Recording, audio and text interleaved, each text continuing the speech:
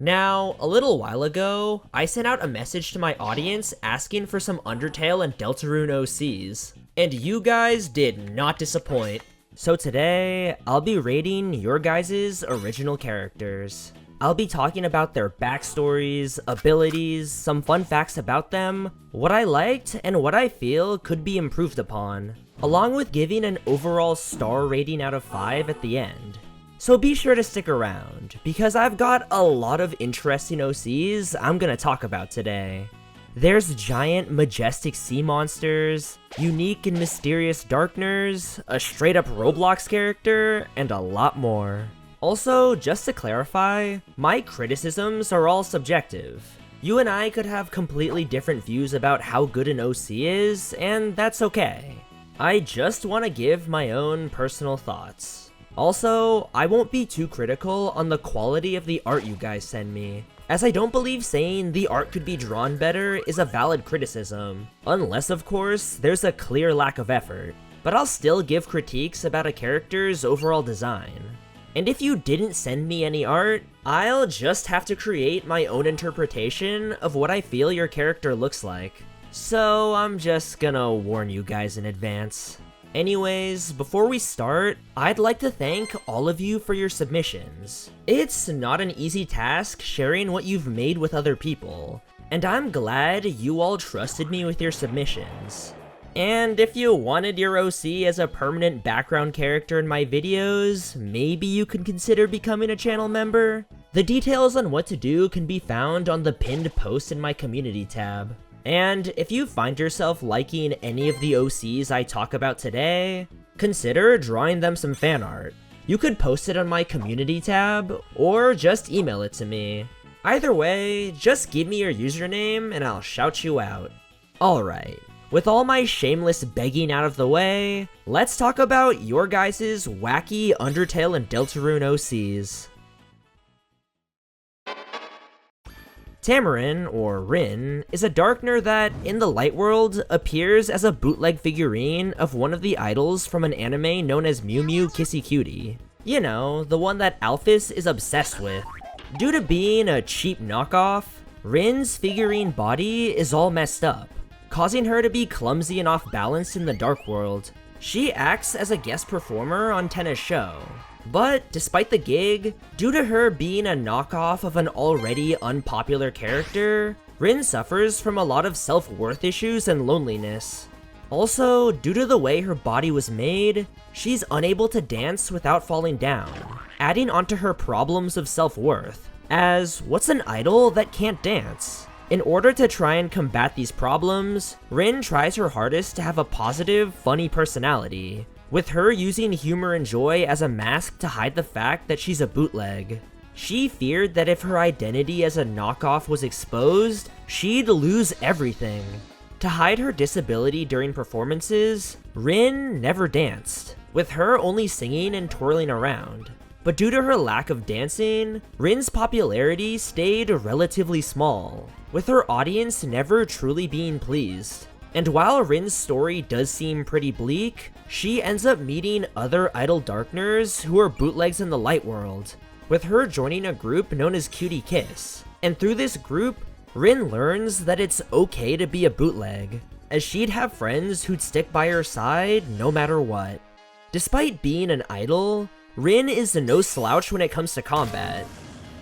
She's a close quarters fighter who can turn the rings on her body into essentially brass knuckles, with her tail acting as a third arm and the only thing keeping Reen balanced. If she loses it, she's unable to walk. Despite her balance issues, Reen is quite flexible, and due to having a cheap bootleg body, she's able to turn her arms and legs in strange, unnatural ways. She can also summon her rings back to her if she loses them. Some more fun facts about Reen. She's based off of Buling Huang from the anime Tokyo Mew Mew, which is what Mew Mew Kissy Cutie is based off of. Not only does Reen often fall over, but she also gets her rings stuck on door handles quite frequently. And finally, her rings and outfit are controlled by magic, and when she's surprised, all of her rings drop to the floor. Reen is overall an amazing OC, and I'm not just saying that because I'm friends with the creator. The concept of a defective Darkner that suffers from being a knockoff is extremely interesting, and I'd love to see more Darkners that were affected by the things that happen to them in the light world. Her self-worth issues and the need to hide her identity are also extremely compelling, with her story coinciding with one of the most important things said within Deltarune. No one can choose who they are in this world. She can't change the fact that she's just a knockoff, but through her friendships, Reen ends up happy, with a group that loves her. And if you're a longtime Custopia fan that's been wondering who that strange orange spinning creature is within my past few videos, that's Reen. Holly Burgess was originally a vessel for the soul created by Gaster, before being immediately tossed out and replaced by Chris. Before being discarded, Gaster gifted her an artificial perseverance soul, so she could have some form of autonomy that didn't rely on the player. She was then found as a baby by Undertale Yellow's Martlet, who, in this universe, worked at an orphanage in Hometown, bringing her there. While growing up, Holly was an outcast, as, while she wasn't human, looked like one enough to be ostracized by many of her monster peers. And during her time at the orphanage, her only friends were Temmie and a life-size doll of Mew Mew that became her constant companion. After some time, the Ketsukane family from Undertale Yellow were gonna adopt her, but were unable to due to financial reasons, giving the former vessel a fox-eared beanie as both an apology and a way for her to blend into monster society. During her teen years, Holly was sent to live with Birdly and his family, who, in this universe, is Martlet's half-brother. And during her stay there, Holly's Mew Mew doll would get possessed by a ghost, with the monster possessing the doll being named Maddie. During her first day in high school, Holly, along with Chris, Susie, Temmie, and Mew Mew, got trapped in the Dark World just like in Chapter 1. And during their adventures in the Dark World, she meets a Darkner named Onako, who worked as a maid in Ralsei's Tiny Kingdom. What was interesting about her was that her ears were the same color as Holly's fox beanie.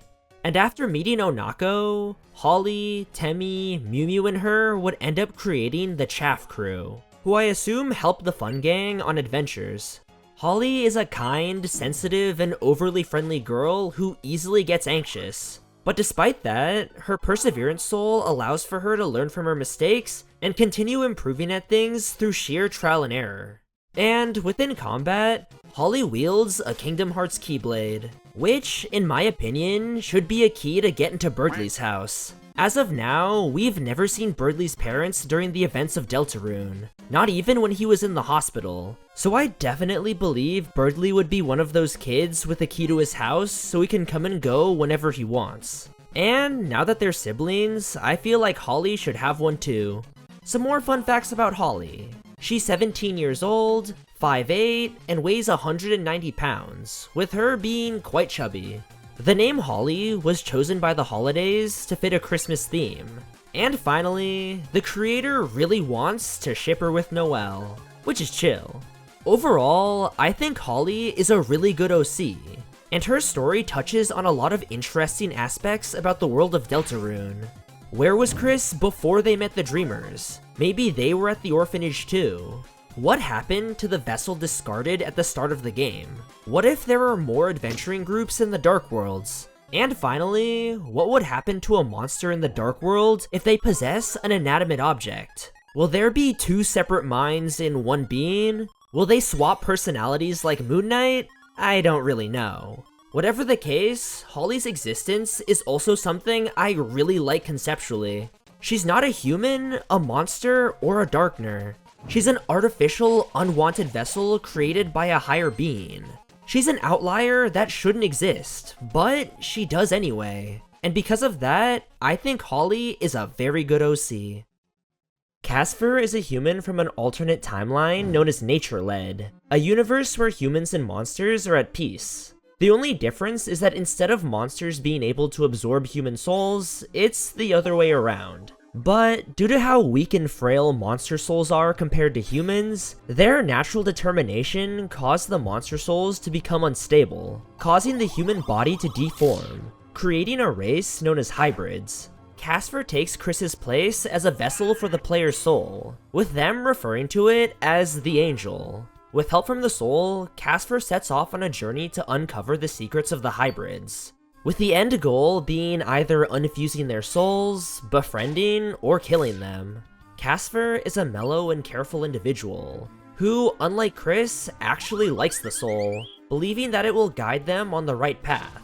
Their positivity towards the soul can even lead to them falling in love with it, which is absolutely insane. Falling for a glowing heart is crazy. Within combat, Kasfir wields a lance that can fire beams of magic, along with whatever help the player can give them. Some more fun facts about Kasfir. Their relationship with the soul is supposed to be similar to Nico and the players from the game One Shot. Their hobbies include playing the viola, an instrument similar to the violin, baking salty pastries for people, and reading poetry. Overall, I really enjoy the concept of a vessel who has a positive outlook on the one controlling it, with their relationship building depending on the player's actions. Their design and weapon are pretty cool too. The biggest thing that I enjoy about this character though, is the world they live in.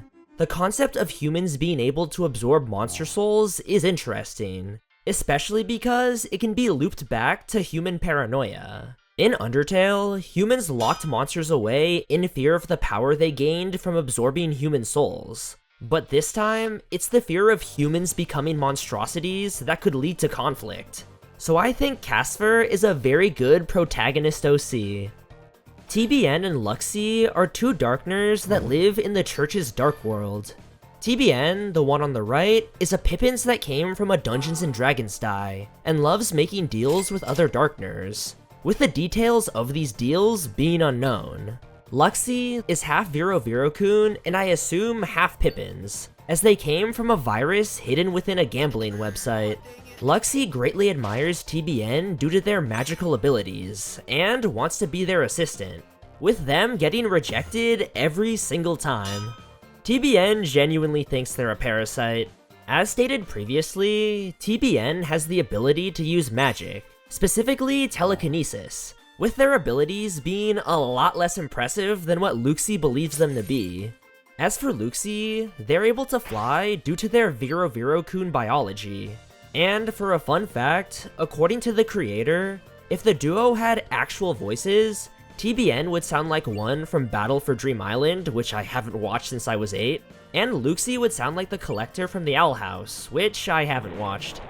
Overall, the two of them have some really nice designs, and the duo of a fraud and the one who admires them is always a treat. Their light world forms are really interesting too. I like how Tbn is capable of using magic because they're a die from D&D, and the idea of a hybrid Darkner is also pretty cool. I just feel like it could have a little bit more information. Why exactly is Tbn making these deals with other Darkners, and what are their benefits? But besides that, they're a very cute OC duo. Siersha is a sea monster that lives in the underground, taking refuge within an underwater cavern and waterfall. Due to her massive size, she has a history of scaring people away, and because of this, she tries her hardest to stay out of sight. Siersha is part siren, meaning that she loves to sing. The only problem is that she has intense stage fright. The only person she appears comfortable singing around is Shiren, with the two sea monsters often singing together. And while she hates singing in front of other people, some monsters report hearing a beautiful voice while traveling through waterfall. Within a battle, Siersha's abilities are all pretty obvious. She can manipulate water and use her singing voice to hypnotize her enemies, with the effect her voice has on other people being yet another reason she doesn't like performing in front of a crowd. Overall, she's an absolutely gorgeous OC, and one that deserves a lot of love. And while Siersha doesn't have a lot of lore, she really doesn't need too much. Not every OC needs an intricate, compelling backstory, but I do believe that OCs who are supposed to be main characters or really important need a good amount of lore. Siersha isn't a character whose presence greatly affects the narrative. She fits right into the world of Undertale, and I could see myself encountering her in-game. And those are my favorite types of OCs. The ones that aren't too important to the narrative, but still make the world feel more alive.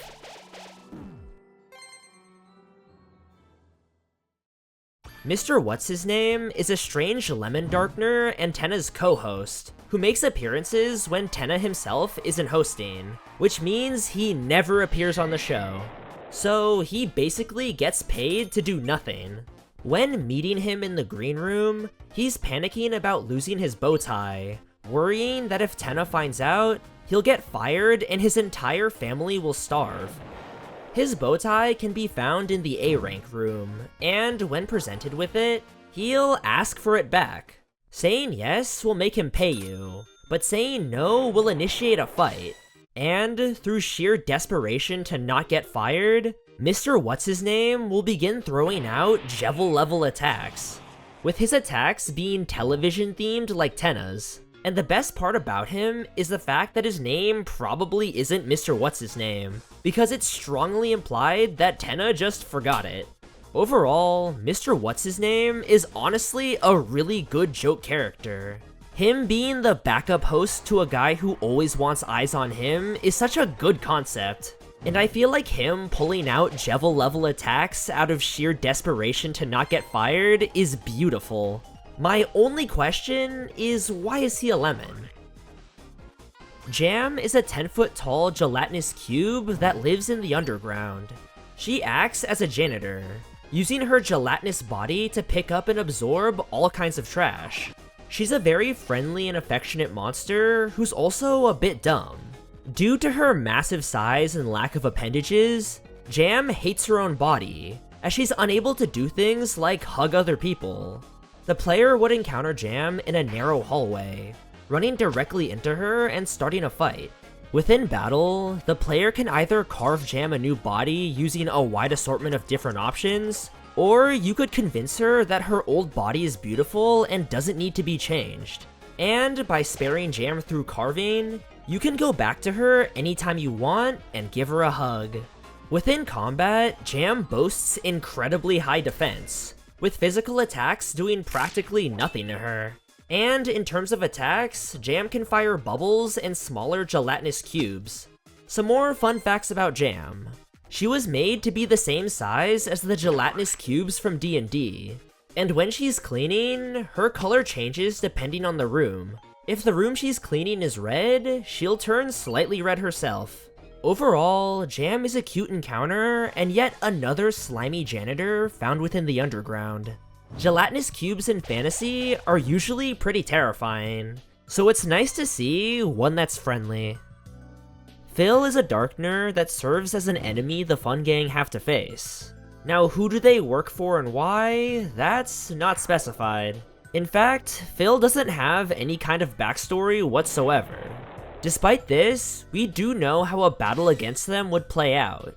You see, in the light world, Phil is a 3D printer. So, as a darkener, they're able to use the pin on their head to create 3D models, an ability they activate through dance.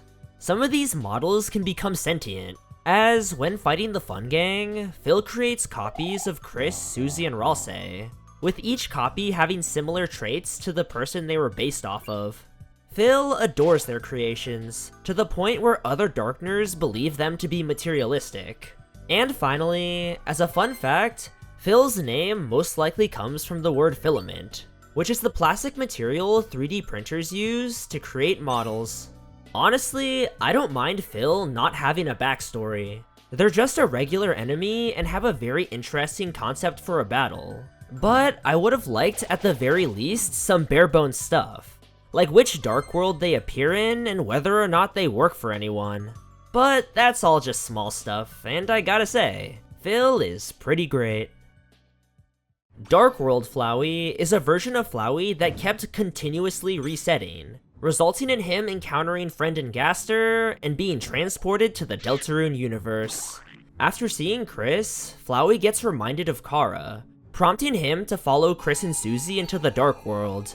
And after entering it, Flowey gains his goat-like body back, but still retained many of the physical characteristics he had when he was a flower. It turns out that due to being alive but not having a soul, the Dark World didn't know what to turn Flowey into, resulting in a strange fusion of Flowey and Azrael, with Flowey later referring to himself as the Warlock of Hyperdeath. After spying on Chris and Susie, knocking out Ralsei and finding a magic staff, Flowey leaves the Dark World and continues exploring the town. And once he encounters the bunker, he forcefully opens it up using vine magic and enters. While in the bunker, he regains his Dark World form and encounters the Knight. And after a brief scuffle, Flowey gets knocked down to 1 HP and goes back to being a flower, causing him to burrow away and flee. Within combat, Flowey can use a wide variety of different magic in his Dark World form, like Rainbow Fire, Lightning, Plant, and Acid magic. He can even create something known as the Omega Goner, which can be used to absorb people's determination. Despite his power, when his HP is low, he automatically loses access to his Dark World form. And due to how rebellious Flowey is, he's always on a time limit in the Dark World, as his Darkner body slowly turns to stone. And overall, I think Dark World Flowey is a really cool concept, especially because Flowey himself isn't exactly alive, but he's also not inanimate. And the interpretation that he'd get traits from both Flowey and Asriel is pretty cool. The only real critique I have with his story is that he doesn't really do anything. He watches Chris and Susie, knocks out Ralsei, and gets whooped by the Knight. I would have loved to seen the creator's interpretation of how Flowey would interact with Chris. Zenore is a human hybrid from an AU known as Undertale Dragons. He was transformed into a dragon at the age of 6, and gained the ability to travel the multiverse. His travels led him to the Undertale universe, and that's where he now resides. Within combat, he has both a red and green soul, and has a strange link to the wielder of the Determination Soul in each universe. Some more fun facts about Zenore. He can speak Wingdings, he's friends with Inksands, and he's impossible to defeat in a genocide run. Listen, I want to give the creator the benefit of the doubt because they did say this OC was a work in progress, and it was submitted in August, meaning that it could have been updated. That being said, with what I was given now, I'm not really a fan.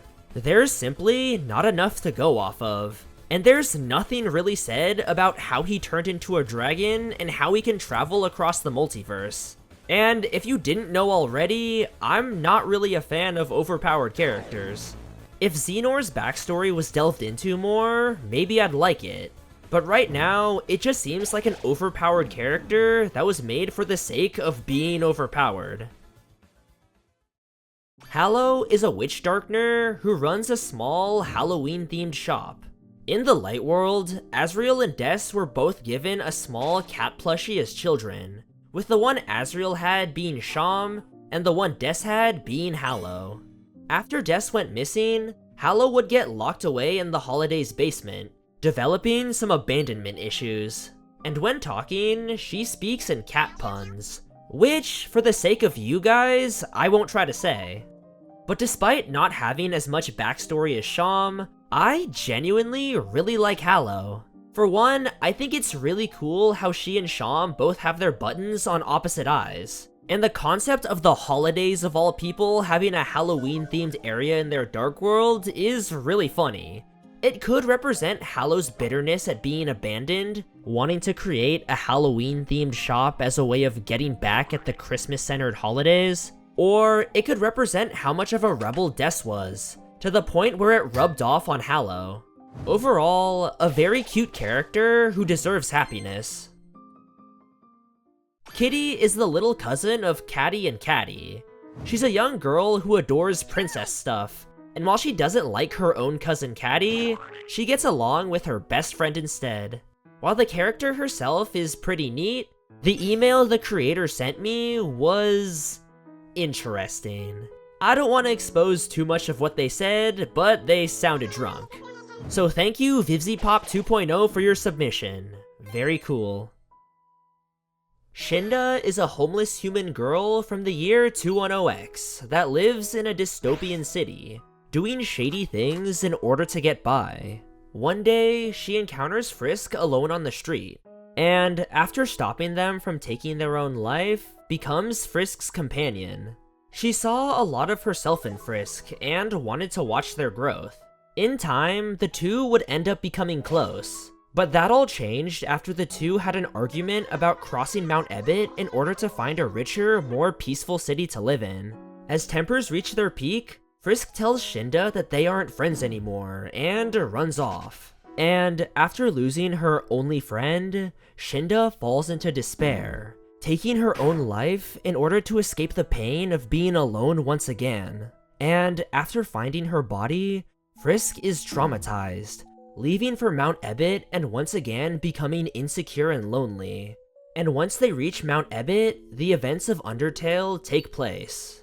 Shinda's life on the streets turned her into a jaded, pessimistic girl who hates taking risks. But despite her hopelessness, she cared deeply for Frisk, believing that the only reason she was still alive was to take care of them. She's the wielder of the Patient Soul, and in combat, wields a rusty switchblade. Some more fun facts about Shinda. Her name in Japanese means death, which is very on the nose. She has a passion for literature and adores the summer and winter. Her birthday is March 15th, and she hates lasagna, for some reason. Yeah, this OC is bleak, but I gotta be honest, it's very well written. The human OCs people have been sending me are pretty good. Also, the creator said that Shinda and Frisk's relationship was a parallel of Kara and Asriel's. For Kara, they had a friend who was kind, enthusiastic, and gentle, and when they were hurt, they lashed out at other people. In contrast, Frisk knew someone who was rough and violent, and when they're hurt, they try to run away. I love how the inclusion of Shinda makes the hug shared between Frisk and Asriel at the end of the pacifist route even more emotional, because now both of them need to let go, and finally say goodbye to the friend they lost. And despite being an incredibly sad character, she's a good one.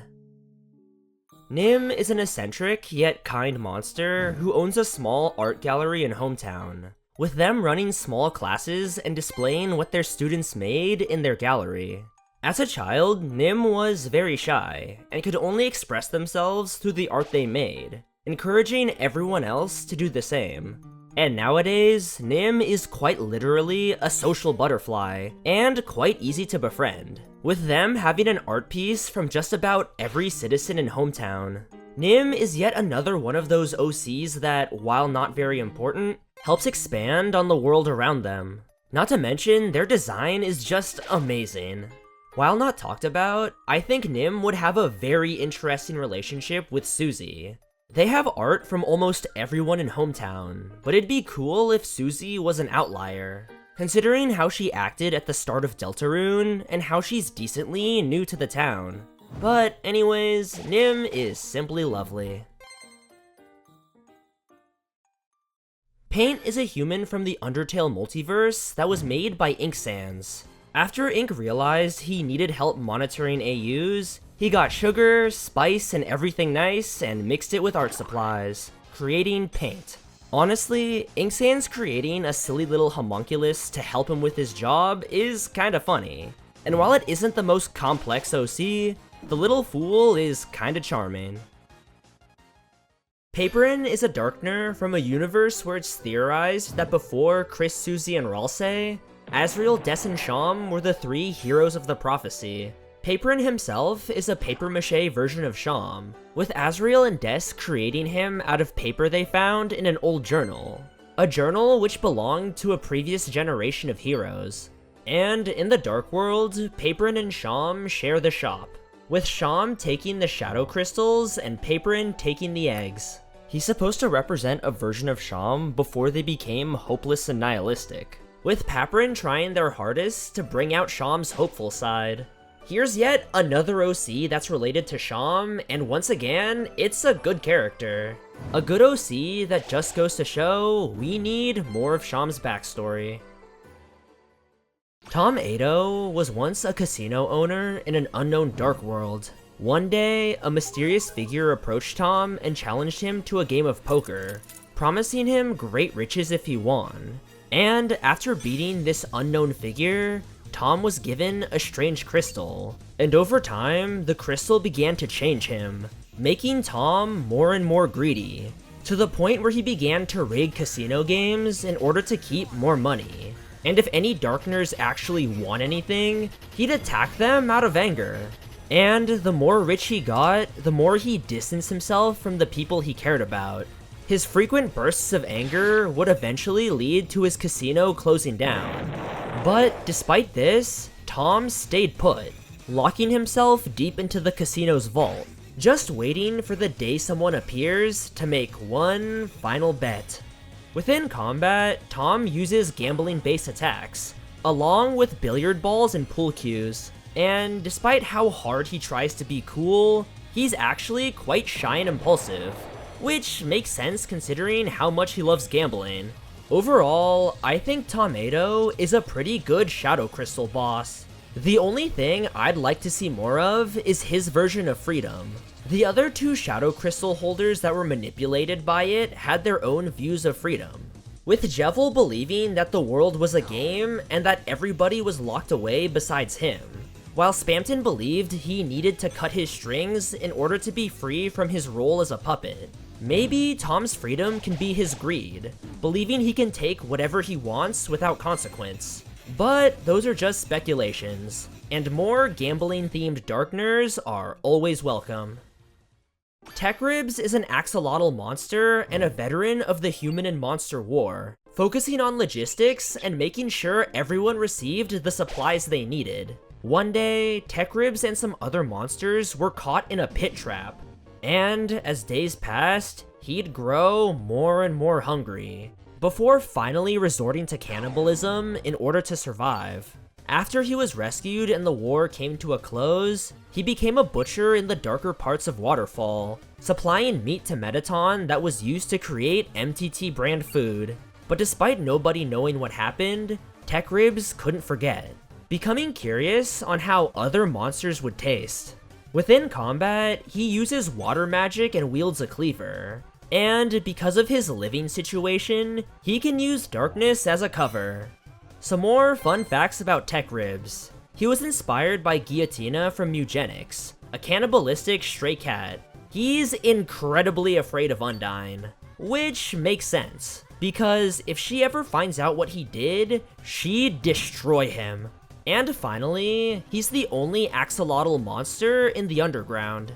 I think the idea of a monster cannibal is terrifying, and he might be one of the only monsters in the underground that has to go. But he adds a lot of interesting concepts to Undertale. He shows off the struggles monsters had to go through during the war, dives more into Waterfall as an area, and establishes a connection with how Mettaton runs his business. The only thing I wonder is how monsters would eat other monsters. Aren't they all made out of dust?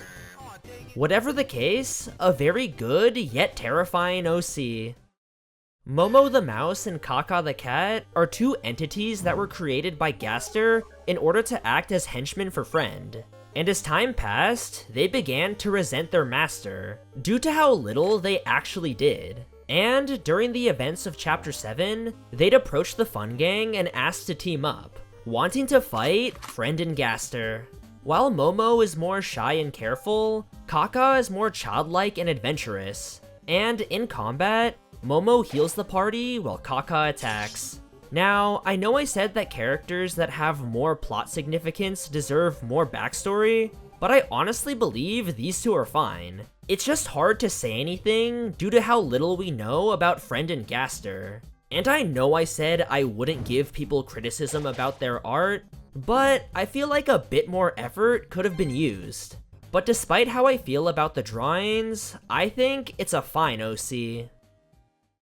Mash is an amalgamate who fled the True Lab in order to escape the bullying of other amalgamates. One day, he was encountered by Sans, who started bringing the creature food and supplies. Eventually, Mash would learn how to shapeshift, blending in with monster kind. And despite returning to the True Lab from time to time, they try their best to avoid Alphys, as they don't want to stress her out.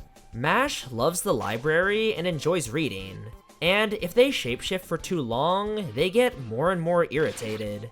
And when Mash is in their amalgamate form, they cause people's vision to go blurry and static. I like the idea of an amalgamate that escaped the true lab, and the fact that it uses its freedom to read is kinda funny. So this OC isn't bad. Shadewail is a young purple monster who lives in Snowdin, and during the neutral and pacifist run, he really doesn't do much. But during the genocide route, his parents end up being killed and he's initially too scared to do anything. But after a while, he confronts the human, and despite channeling all his emotions into power, he still ends up being killed. In the end, he was nothing more than XP to them. Normally, Shadewail is a timid and easily frightened kid, only becoming brave in a life and death scenario. And within combat, he controls purple fire that's fueled by sorrow and rage, which he can use as both projectiles and a shield. I think Shade is a solid OC and yet another tragic victim of the genocide run. The only thing I have to criticize is the sprite. I think Shade needs to be a bit more monster-like. He just looks like a purple Roblox character. But besides that, characters who show off the consequences of your actions are pretty cool.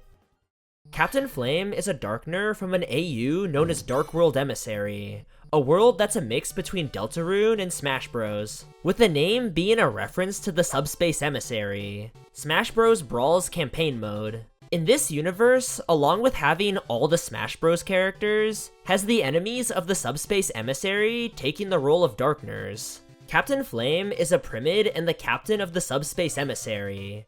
He, along with his second-in-command / boyfriend Metallico, aim to capture the red souls found within each member of the Smash Bros roster, with the end goal of stopping the prophecy. Captain Flame is an arrogant hothead who acts like a more serious rules card. But if enemies were spared instead of attacked, he'll warm up to the heroes, eventually joining their side. Within combat, Captain Flame wields a saber and can use fire magic. He can breathe fire and even engulf his whole body in flames.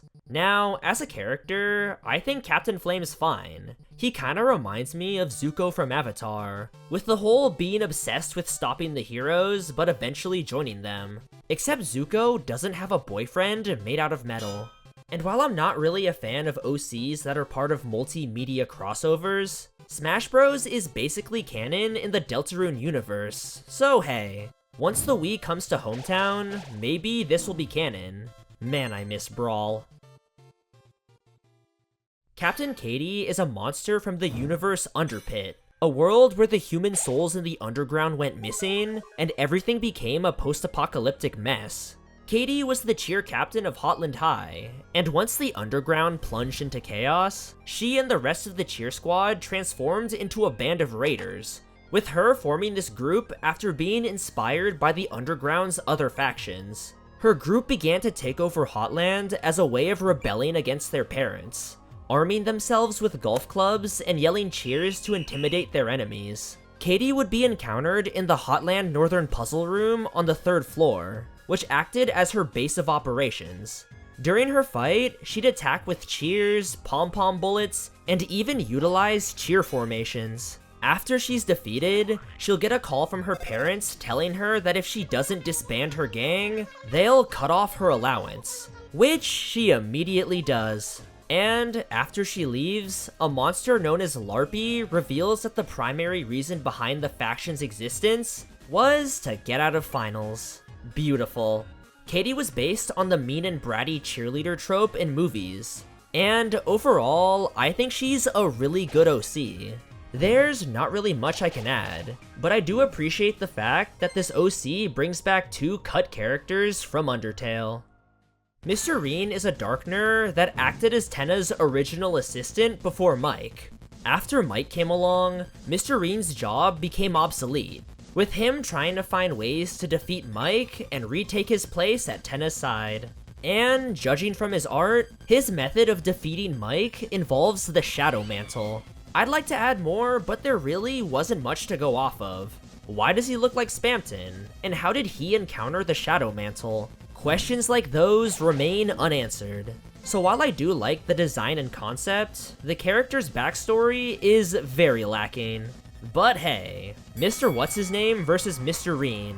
Place your bets.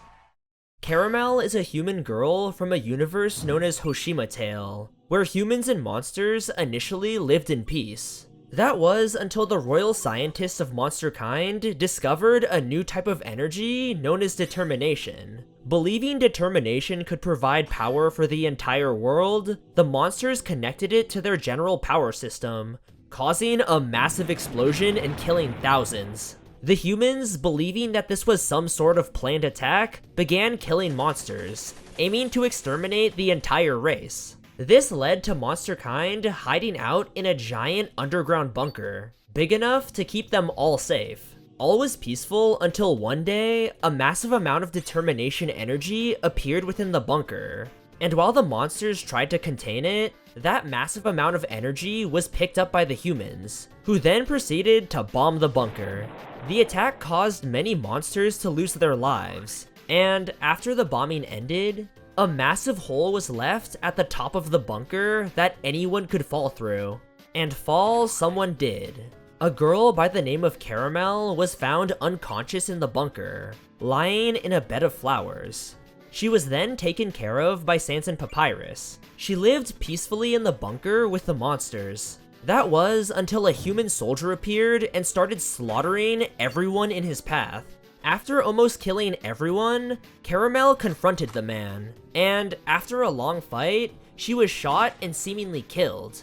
But it turns out that Caramel is actually a being made out of determination energy, with all the energy from the previous determination explosion creating a living being that was capable of ending any war.